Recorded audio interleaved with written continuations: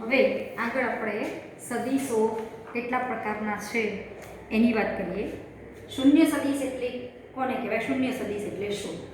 જે સદીશનું માન શૂન્ય હોય તેને શૂન્ય સદીશ કહે છે. એટલે કે એનો અર્થ એ થયો કે જે સદીશનું પ્રારંભિક બિંદુ અને અંતિમ બિંદુ એક જ હોય.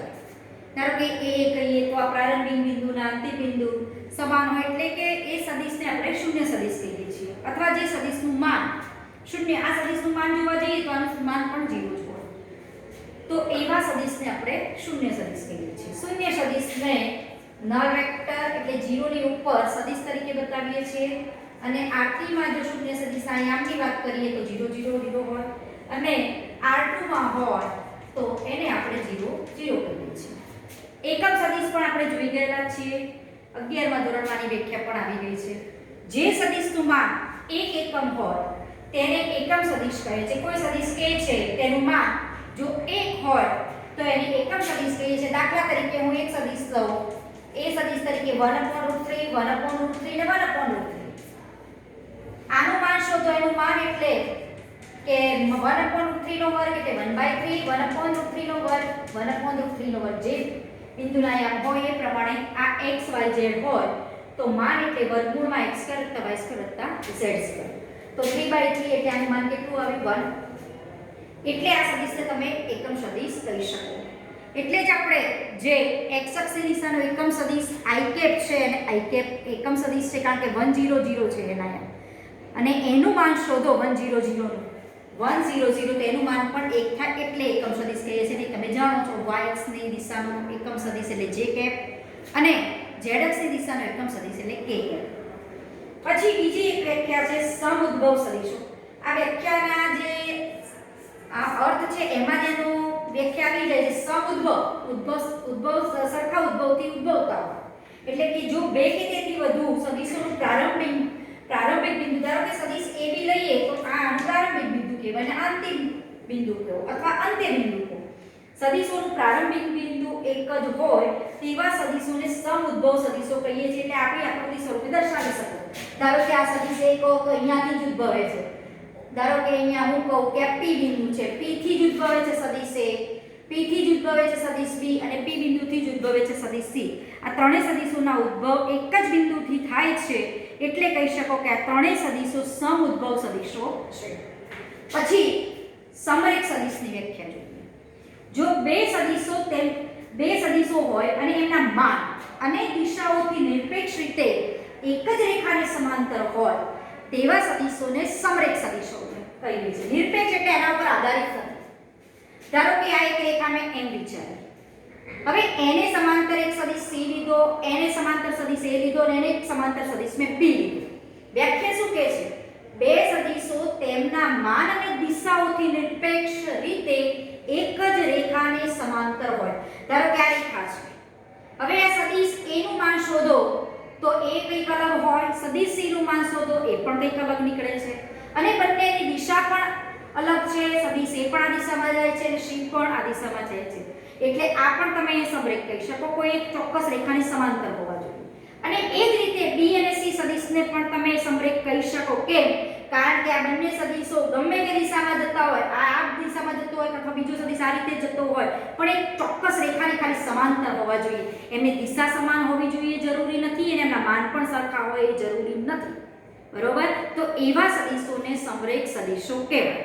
એટલે આમાં જોઈએ તો આનું માન શોધો, સદીશ A નું માન શોધો, A અને સદીશ C નું માન શોધો, બંને સમાન નહીં થાય. બરોબર? અને દિશા પણ સરખી નથી બંનેની. આ દિશામાં છે, આ દિશામાં છે, તોય સમરેખ તો કહેવાય. કારણ કે વ્યાખ્યા શું કહે છે? કોઈ ચોક્કસ રેખાની સમાંતર હોય એવા સદીશો કે જેના માન અને દિશાઓથી નિરપેક્ષ હોય.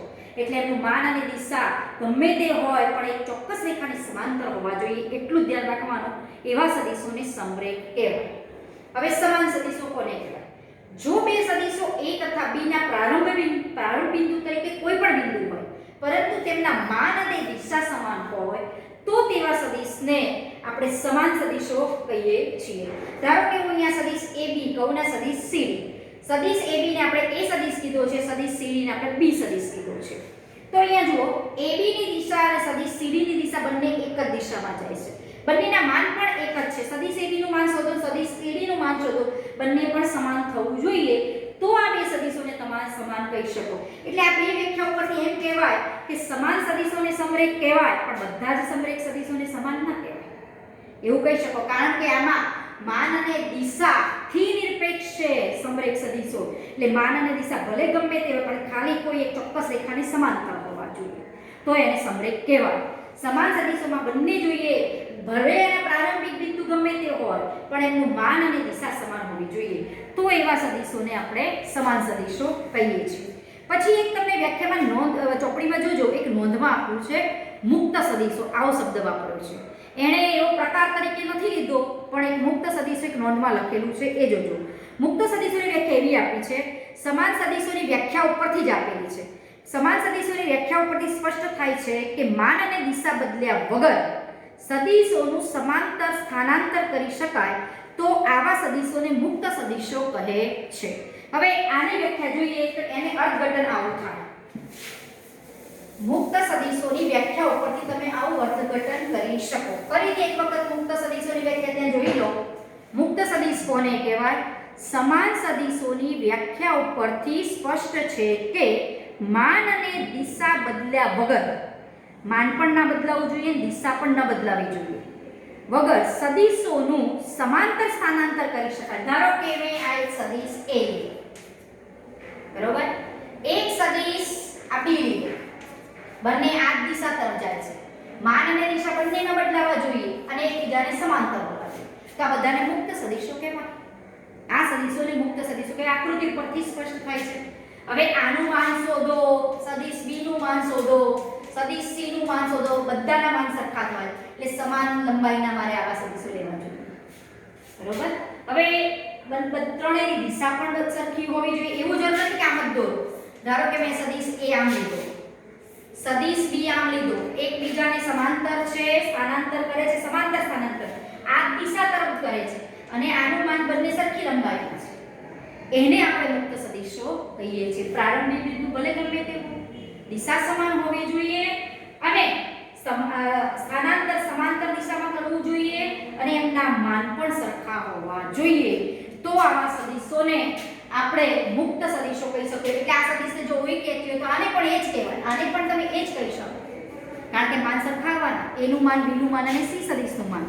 એટલે આવા સદીશોને આપણે મુક્ત સદીશો કહીએ છીએ, બરોબર. આ રીતે એ વ્યાખ્યા મુક્ત સદીશની સમાન સદીશો ઉપરથી જ સ્પષ્ટ કરી શકાય છે, બરોબર. એટલે સમાન સદીશોનો એક ભાગ જ કહી શકો મુક્ત સદીશોમાં. હવે સદીશ સરવાળો માટે ત્રિકોણનો નિયમ એ તમે ફિઝિક્સમાં 11મા ધોરણમાં ભણ્યા જ છો. એ ખાલી થોડીક વાત કરી લઈએ કે ત્રિકોણનો નિયમ એ વખતે શું હતો. ધારો કે આ સદીશ AB છે, આના શીર્ષ ઉપર આમ પુચ્છ મુકતા હતા સદીશ BC, તો આ જે મળે પરિણામી સદીશ AC કહેતા હતા. એટલે સદીશ AB પ્લસ સદીશ BC બરાબર સદીશ AC.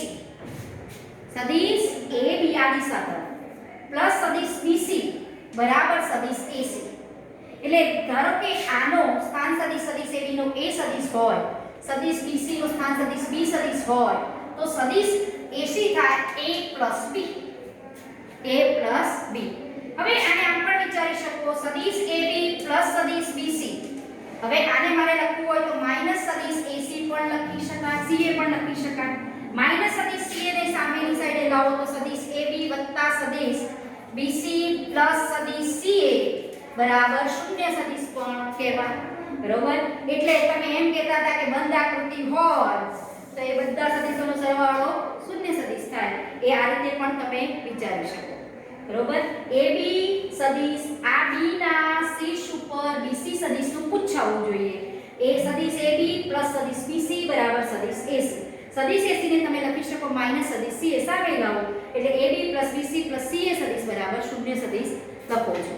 આ તમે નિયમ જાણો છો. પછી એક સબાચરનો નિયમ એટલે સમાંતર બાજુ ચતુષ્કોણનો નિયમ પણ તમે ત્યાં ભણી ગયેલા છો જ. હવે એની વાત પણ અહીંયા આપણે થોડીક આગળ જ કરવાની છે. એનો એ જ નિયમ છે, બીજો કોઈ નિયમ છે નહીં. આ ત્રિકોણના નિયમ તરીકે ઓળખાશે. હવે આમાંથી તમે સબાચર બનાવી શકો, આમાંથી સબાચર બનાવી દઈએ, બરાબર. આ સબાચર બની ગયો, આ બની ગયો સબાચર, બરાબર. હવે આ સબાચર સબાચનો નિયમ પણ તમે આ સદિશ AB પ્લસ સદિશ AC બરાબર સદિશ AB પ્લસ સદિશ BC બરાબર સદિશ AC લખો છો. કર્ણની લંબાઈ A પ્લસ B સદિશ સમાન જેટલી જ હોય. એ પણ આપણે અહીંયા જે સબાચનો નિયમ ભણ્યા છો એની એ જ વાત છે. અહીંયા BC ને સમાંતર આ સદિશ AD છે તો આ જો B સદિશ હોય તો આ પણ B સદિશ હોય અને સદિશ AB ને સમાંતર સદિશ DC સદિશ છે તો આ સદિશ પણ સદિશ A તરીકે લઈ શકો. તો અહીંયા જુઓ તો અહીંયા ત્રિકોણ આ બે ત્રિકોણો થયા અહીંયા. તો આમાં પણ તમે ત્રિકોણના નિયમ લાગુ પાડી અને આ કર્ણની લંબાઈ A + B ના માન જેટલી થાય અથવા કર્ણ AC બરાબર સદિશ A સદિશ B કહી શકો. બરોબર. આ પણ ત્યાં પણ ત્રિકોણના નિયમનો જ ઉપયોગ કરેલો છે. હવે બાદબાકી પણ તમે સદિશોની જે સિમ્પલી કરીએ ધારો કે A સદિશ છે કોઈ પણ સદિશ આપ્યો હોય B સદિશ છે 2 1 1 તો આપણે શું કરીએ છીએ ગણિતમાં A સદિશ માઈનસ B સદિશ એટલે 1 - 2 એટલે -1 અનુરૂપ ઘટકોની બાદબાકી. આ બે સદિશોનો તફાવત પણ કહીએ છીએ. એ જ વસ્તુ તમે સબાચો ઉપરથી પણ મેળવી શકો. A સદિશ માઈનસ B સદિશ પણ તમે સબાચો ઉપરથી પણ કહી શકો કે ભૌમિતિક અર્થઘટન શું થાય. આપણે તો એનો પ્રશ્ન પૂછાતો નથી, ખાલી દાખલા જ કરવાના હોય છે અને આ રીતે એનો તફાવત તો આપણને આવડે છે. 11મા ધોરણમાં સદિશ ચેપ્ટરમાં આપણે શીખેલા પણ છીએ. હવે એ જ વસ્તુને તમે સબાચ દ્વારા જો દર્શાવવું હોય, ભૌમિતિક નિરૂપણ કરવું હોય A - B સદિશનું અને B - A સદિશનું તો આપણે આ રીતે કરી શકીએ. ધારો કે આ OABC સબાચ છે. હવે OA સદિશને ધારો કે હું A સદિશ કહું અને અહીંયા AC સદિશને અહીંયા AB સદિશને આપણે ધારો કે કહીએ B સદિશ કહીએ અને આમાં આ જે OC સદિશ છે એને પણ આપણે B સદિશ કહેવાય અને આ જે OA સદિશને સમાંતર CB સદિશ છે આને પણ તમે A સદિશ કહી શકો. આ મેં એક સબાચ હતો. તો હવે આમાંથી જુઓ અહીંયા જો હું આ ત્રિકોણ બનાવું, આ ત્રિકોણ આ સબાચનું વિકર્ણ થયું કહેવાય અને ત્રિકોણ OAC ની વાત કરીએ આપણે OAC.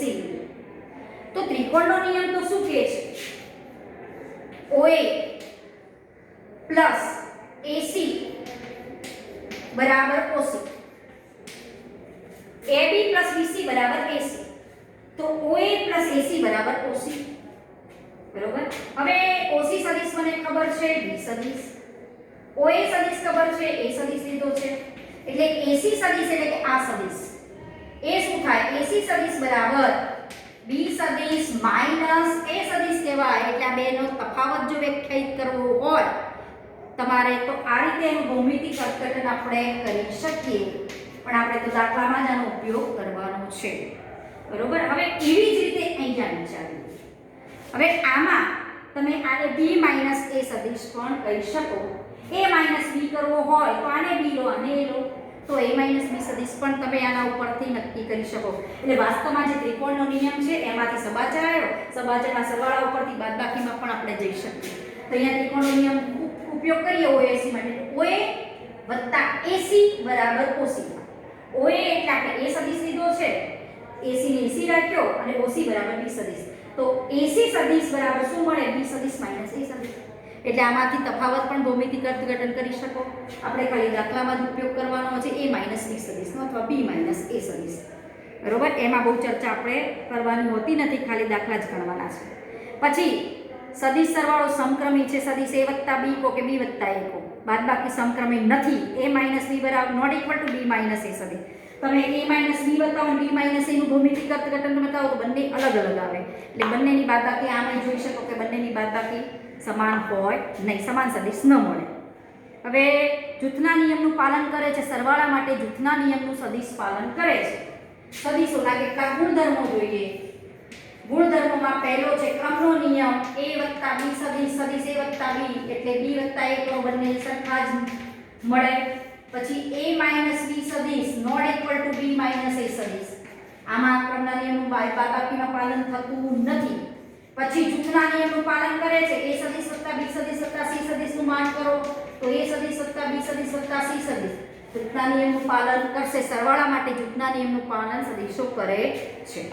હવે આ કેટલાક કોમન નિયમો પણ તમે જાણો છો, એની જ આપણે અહીંયા ખાલી થોડીક વાત કરવાની હતી, એ આપણે કરેલી છે. હવે આગળ આના આધારિત થોડાક દાખલા છે 10.1માં, એ આપણે આગળ જોઈશું.